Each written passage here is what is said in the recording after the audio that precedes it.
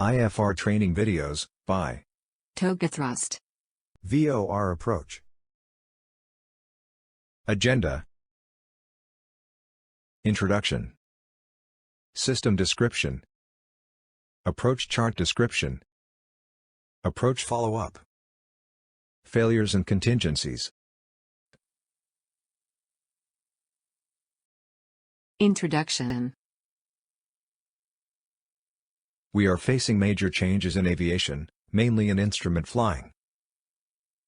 With the growing importance of satellite positioning, old-fashioned navigation and approach techniques will soon become obsolete. What about pilot core competencies?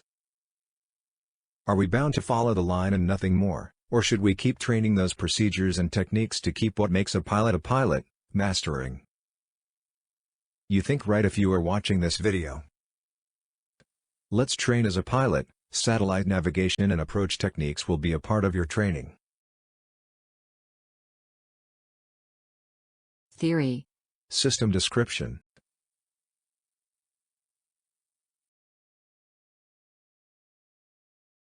Long before GPS was available for aircraft navigation, VOR stations guided aviators around the world.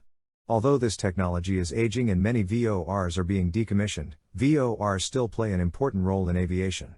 The VOR infrastructure itself is currently being repurposed as a backup navigation that can be used during GPS outages. This backup infrastructure is known as the VOR Minimum Operational Network, VOR, MON. According to the FAA's Aeronautical Information Manual, AIM, the key concept of the MON is to ensure that an aircraft will always be within 100 nautical miles of an airport with an instrument approach that is not dependent on GPS.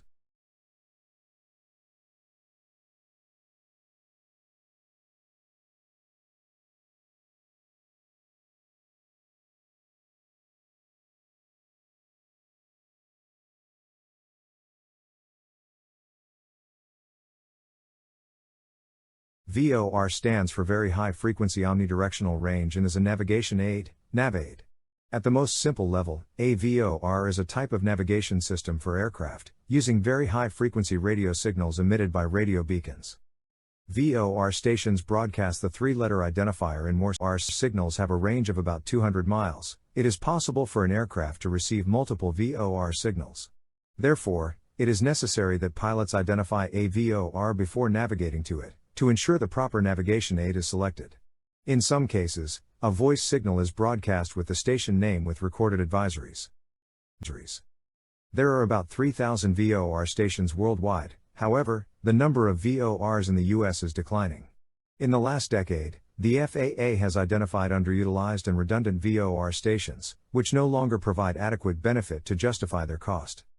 In an update published on April 27, 2021, the FAA stated it would discontinue approximately 34%, 307, of VORs in the contiguous US by 2030.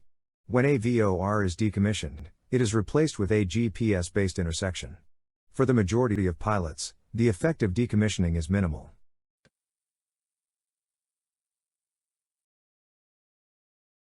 VOR components include the ground component and the aircraft component. The ground component transmits signals to the aircraft component.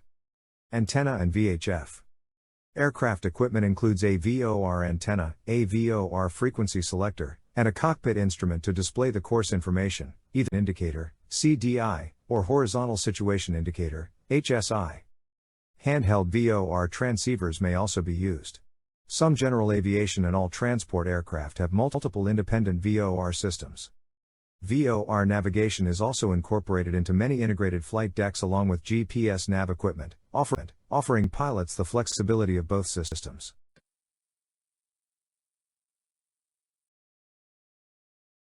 Distance measuring equipment, DME.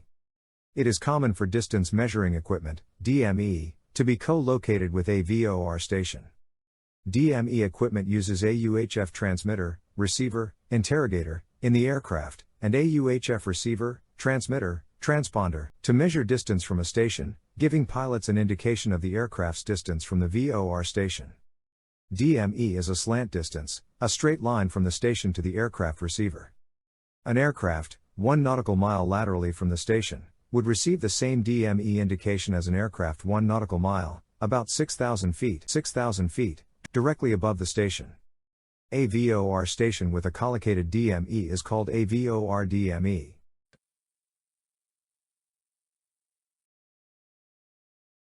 How does a VOR work? VOR navigation technology uses a ground-based antenna at a station to send a directional signal that rotates clockwise 30 times a second, or 360 degrees in azimuth. A reference signal is also emitted timed to be in phase with the directional signal as the directional signal passes magnetic north. The phase difference between the reference signal and the directional signal is the bearing from the station to the aircraft position. This bearing or line of position is called the VOR radial and can be used to fix the position of the aircraft towards the station.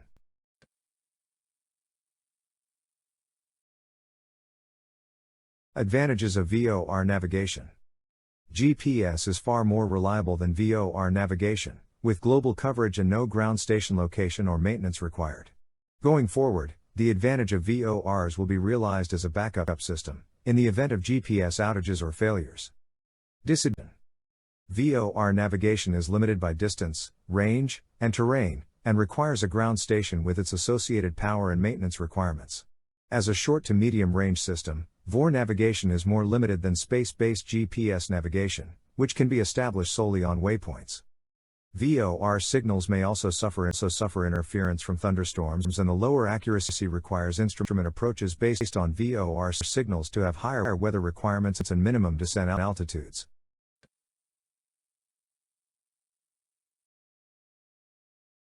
VOR versus VORTIC. A common practical test question is, what is the difference between a VOR and a VORTIC?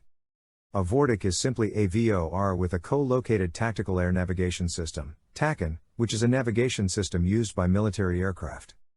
Both VOR and VORTIC nav aviation pilots, though civilian pilots should be alert for notices to air missions, NOTAMs, specific to the VOR side of the facility when combined with a TACAN, as the systems run independently despite sharing an identifier.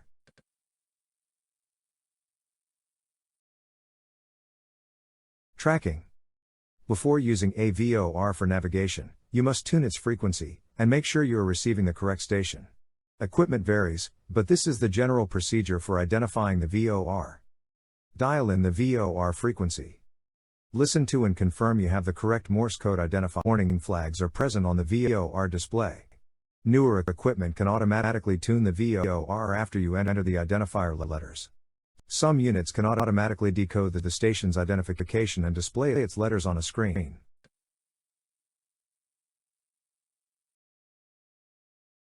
The goal here is to keep the CDI needle centered.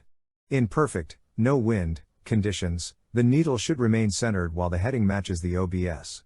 However, perfect conditions are rare in the real world, and the CDI may start deviation to the left or right. The direction to which the CDI deflects is the direction in which the crosswind is blowing. If you don't know the wind direction, you'll have to find the best correction by trial and error. Otherwise, an E6B, FMS or electronic flight computer can calculate it for you. Fly a heading that is slightly into the wind to get back on track. Then decrease the correction angle to stay on it.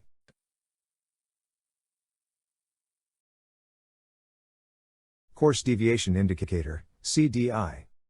A course deviation indicator, CDI, is an avionics instrument used in aircraft navigation to determine an aircraft's lateral position in relation to a course to or from a radio navigation beacon. If the location of the aircraft is to the left of this course, the needle deflects to the right, and vice versa.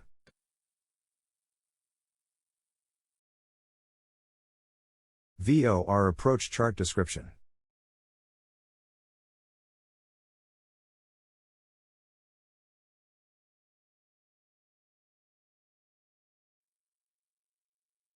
To have the complete description of the Jepson approach chart, please refer to the presentation.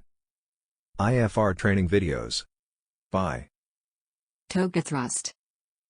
Approach chart description.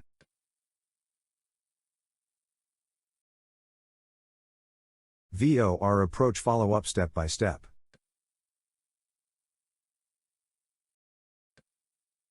Consider a VOR approach CI. We will depict all the approach phases step by step. One can see that an holding pattern is associated with the VOR, which is very common indeed. Holding patterns are used to make an aircraft wait before approach, or can be used to position the aircraft correctly for the start of the approach, positioning turn. There are two outbound tracks for this approach, one heading 070 degrees for Cat A and B aircrafts, the other one, giving more space for maneuver, heading 074 degrees for Cat C and D aircrafts. As well, the positioning turn outbound after the VOR, labeled with the note 1 and 2, is different depending on an aircraft category. The initial approach fix is Golf's EOR, frequency 115.700. Depending on the direction you are coming from to overfly the IAF, you will have to enter the holding pattern to position yourself, if the difference between your arrival track and the outbound track is more than 30 degrees. Note that DME is required for this approach.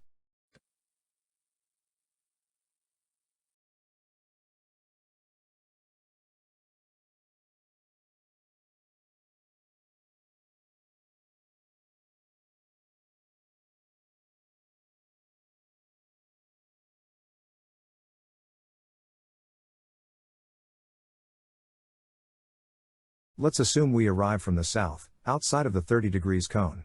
Until now, our minimum altitude is 3,000 feet, no descent is allowed until capturing the descent path on final approach at 8.8 DME from the VOR. As we are outside of the 30 degrees cone, we have to make an entry into the hold to position, ready for the approach. You can always tell the ATC that you make another turn in the holding to be ready for the approach. Refer to the briefing dedicated to holding patterns. In this case, it would be ideally an offset entry, right turn, heading 044 degrees, outbound 1 minute, then another right turn intercepting the radial 254 degrees inbound back to the VOR.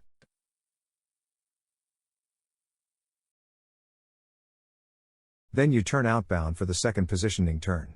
As we are Cat B with the DA42, high speed to match with the other traffic at EBCI, we use the 278 degrees outbound radial for 1.5 minutes. Then, at the end of the 1.5 minutes, turn left to capture the 254 degrees radial, see note 2. When passing the VOR, start the outbound leg on radial 070 degrees, Cat B, until 10.5 DME. Turn then left and keep an attack to capture the final radial 241 degree. Keep 3,000 feet until reaching the descent point at 8.8 DME, final approach fix.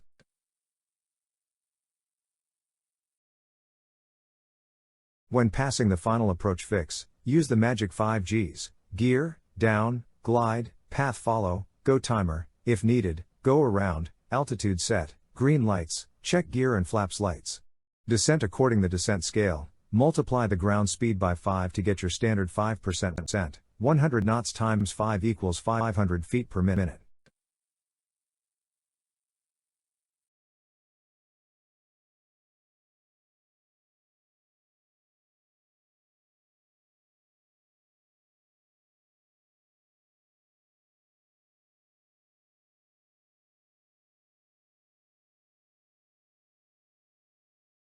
Gear, down, at the final approach fix as per SOP. Glide, start the descent. At which rate? Check your ground speed. If you fly at 100 knots, you are asked a rate of descent of 531 feet per minute. Be as precise as possible. If you adopt a steeper descent rate, you might the planet Earth unexpectedly. Or a lower rate will not allow you to be at the minimas to see the runway. Always cross-check with the descent scale. Go timer, not applicable here as we have a DME reading, a descent scale, and timing is not authorized for this approach.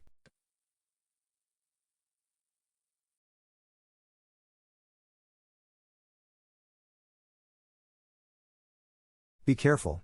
As you see, you are flying this approach in CDFA, which means continuous descent final approach. In this type of approach, you are not authorized to perform a level off. But you can adapt the rate of descent to reach your goal. If you reach the minimas too early, no level off, you must do a go altitude, set on the altitude bug, is self-explanatory. Green lights, by the time you did all those steps, you should be able to check that the 3 green lights of the landing gear and the flaps light are position.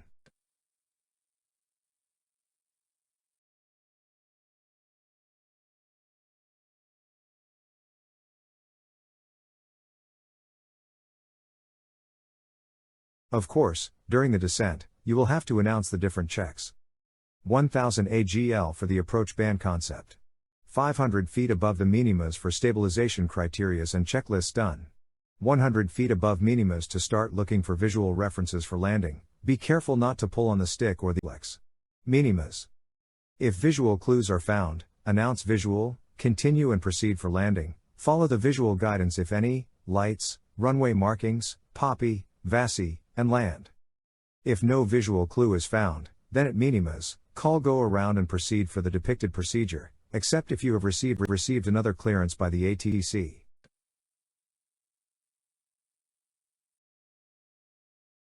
The approach ban, NCOOP.210, prohibits the continuation of an instrument approach below 1,000 feet when the reported RVR is below the operator's aerodrome operating minimum. It is intended to avoid an unacceptable rate of go-arounds when visual reference cannot be acquired and maintained at DHMDH. It's simple, an approach can always be started, whatever the weather conditions. At 1,000 feet AGL, you must have the minimum requirements to shoot the approach. Here, RVR of at least 1,100 meters for a straight and landing CDFA, 2D, with a ceiling of at least 394 feet AGL, all lighting systems working and DME 2.9 identifiable. So, at 1,000 feet AGL, grab the mic and just say RVR check and get the actual data. If above the minimums, then continue, if not, then go around. After passing the 1,000 feet AGL where you had the required minimas, if they drop below the minimum required, you may continue the approach.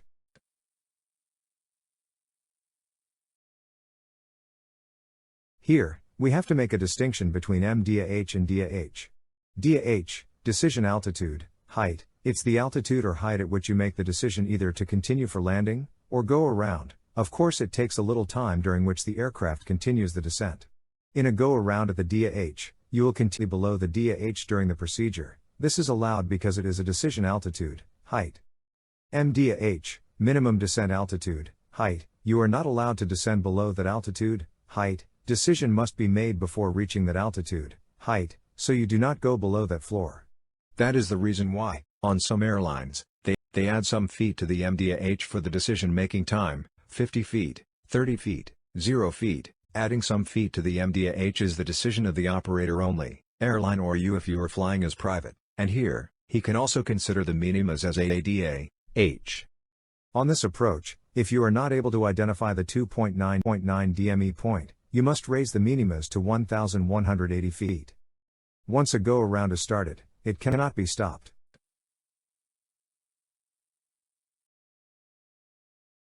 Go-around.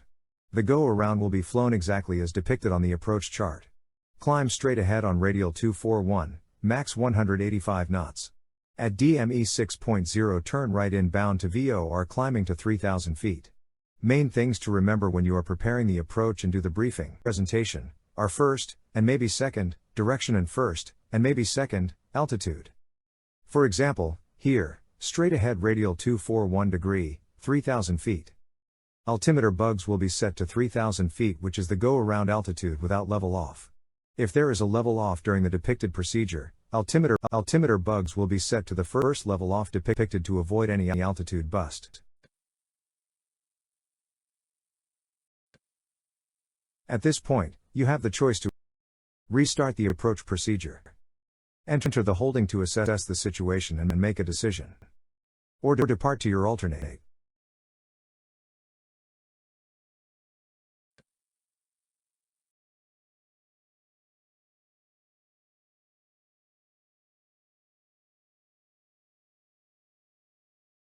Failures, irregularities and contingencies.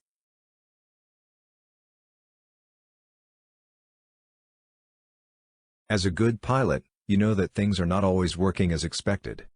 So you are ready for as much as unexpected events as possible. Among those, what can you foresee? No talking about airport closure or aircraft technical defects such as engine failure or hydraulic failure, but only considering weather and/or navigation instruments.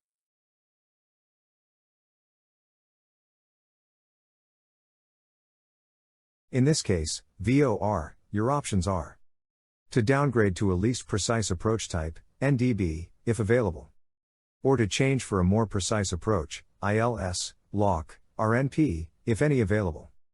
To discontinue the approach and, either, proceed to enter a holding conditions, or to go to an alternate with more friendly weather forecasts. Of course, as a good pilot, you already plan that, if you were to decide to divert, you would go to such airport that has such conditions according the destination alternate rules. For a diversion airport with only a 2D approach available, you planned your departure with, at the alternate estimated time of arrival, ETA, a weather with 1,000 meters more than RVR or visibility required, and a ceiling 200 feet above the ceiling required. My indications. Airport side. Failure of the antenna system. Aircraft side. Failure of the instrument. Failure of the screen, AFIS. In case of failure of your VOR, there should be a red warning flag on the instrument.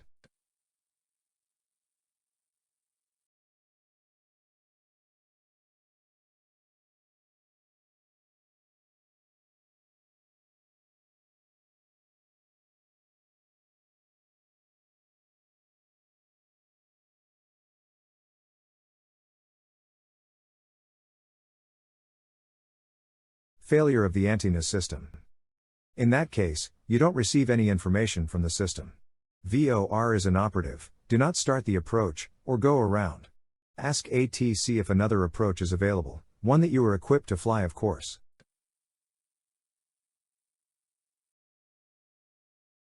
Failure of the instrument. You have no more indications on the CDI or on your PFD about your VOR positioning. Above 1,000 feet AGL, you can reconfigure to another type of approach, reset your minimas, brief the approach differences and the descent profile. If you completed all your tasks before 1,000, then you can continue the new approach, if not, go around. Do not forget that, now, you need new RVR minimas and ceiling to be authorized to start the approach. Below 1,000 feet AGL, go around and prepare for another type of approach. No real need to consider a diversion as the problem is coming from your equipment. Of course, if VOR is the only approach available, you have to divert to another airport where you can use a different approach type.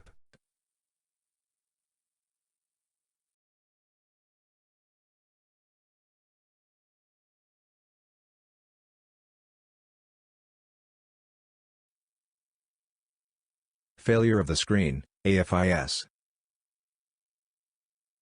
On the G1000, you have an automatic changeover feature that switches your MFD to APFD and you recover all your information to be able to shoot your approach. You will still have a GPS map available through the inset feature.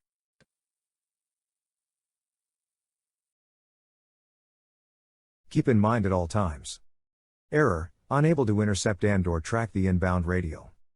The radial inbound to the station is difficult to hold and track as you are very close to the station. Do your best to overfly the station as close as possible to the radial inbound required. When switching from a radial inbound to a radial after overflying the station, it will be much more easy to track a radial outbound as you fly away from the station. Fixes. Make small changes. React to the needle tendencies, not movements. Use the rudder on small aircrafts, otherwise your aircraft is not turning, just slipping. Not more than 5 degrees correction in heading, 2 degrees correction in pitch at one time, and give some time to the needle to react. Find a heading that holds the needle on target.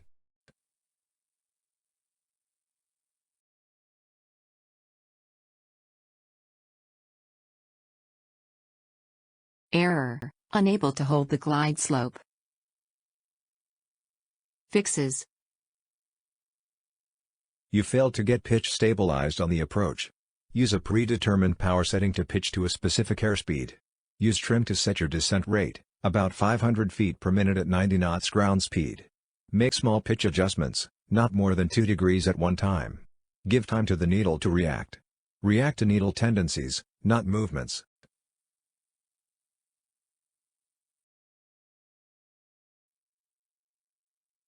Error, arriving at the final approach fix unprepared. Fixes. Use next step concept to be set for the approach well before reaching the FAF. At the FAF, intercepting the glide slope, use the 5Gs concept. Gear, down. Glide, follow. Go timer, if needed for approach.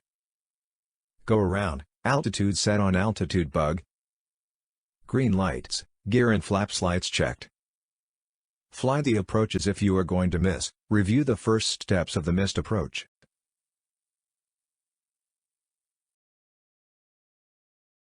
The 5 most common errors on the VOR. Failure to understand the movements of the needle, radial inbound versus radial outbound. Failure to intercept and capture the radial inbound outside the FAF. Failure to establish stabilized power settings and trim for airspeed. Failure to know where you were before, during and after the approach if you miss. Failure to understand the approach, to properly brief it to yourself. If you can't explain what you're going to do, you can't fly it.